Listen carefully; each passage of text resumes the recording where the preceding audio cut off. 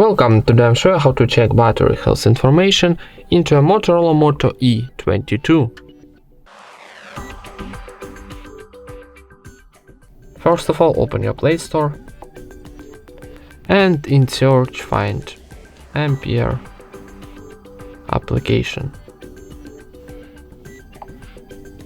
This one. Need downloading and installing, so wait a second for install.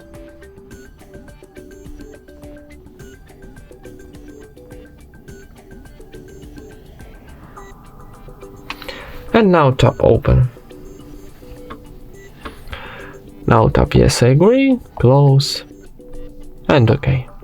And now need swipe on the right, and here on the second column on the top we got our health information. So our health battery is good. And that's it. Thank you for watching, leave thumbs up and subscribe to our channel.